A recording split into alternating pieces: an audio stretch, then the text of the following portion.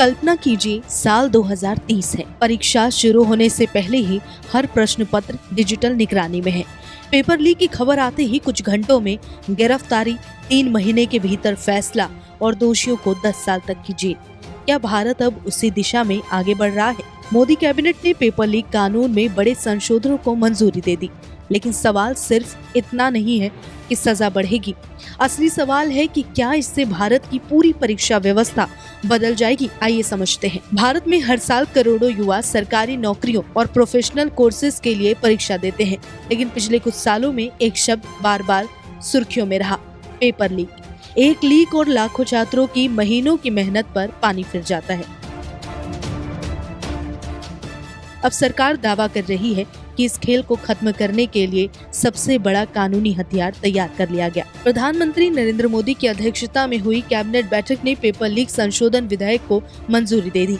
अगर ये संसद से पास हो जाता है तो भारत की परीक्षा व्यवस्था में बड़ा बदलाव देखने को मिल सकता है। सबसे पहले बात सजा की कर लेते हैं। अब पेपर लीक सिर्फ परीक्षा में गड़बड़ी नहीं माना जाएगा, बल्कि एक संगठित अपराध की तरह देखा जाएगा। दोषी पाए जाने पर 10 साल तक की जेल और 10 करोड़ रुपए तक के जुर्माने का प्रावधान है। लेकिन कहानी सिर्फ सजा तक सीमित नहीं है। आज तक अक्सर होता आया है कि गिरफ्तारी के बाद मुकदमा सालों तक चलता रहता है। गवाह बदल जाते हैं, सबूत कमजोर पड़ जाते हैं और फैसले आने में लंबा समय लग जाता था। अब सरकार स्पेशल फास्ट ट्रैक कोर्ट को कानूनी आधार बनाने जा रही है। लक्ष्य है पेपर लीक जैसे मामलों की सुनवाई 3 महीने के भीतर पूरी हो और फैसला भी जल्द आए। यानी सिर्फ गिरफ्तारी नहीं, बल्कि तेज न्याय भी इस कानून का हिस्सा होगा।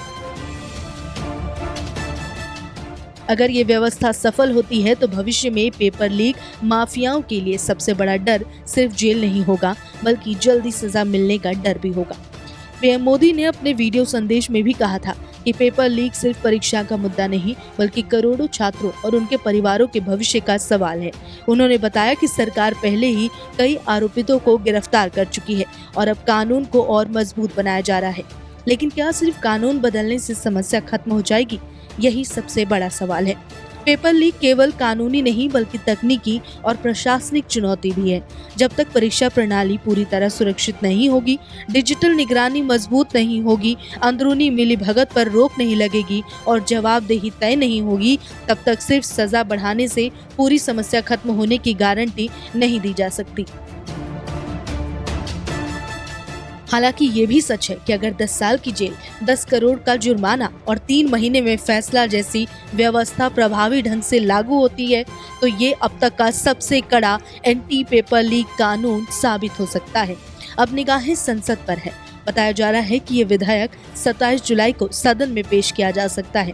अगर दोनों सदनों से मंजूरी मिल जाती है तो भारत की परीक्षा व्यवस्था एक नए दौर में प्रवेश कर सकती है और तब शायद आने वाले सालों में छात्र ये कह सकेंगे, अब परीक्षा का डर रहेगा, लेकिन पेपर लीक का नहीं।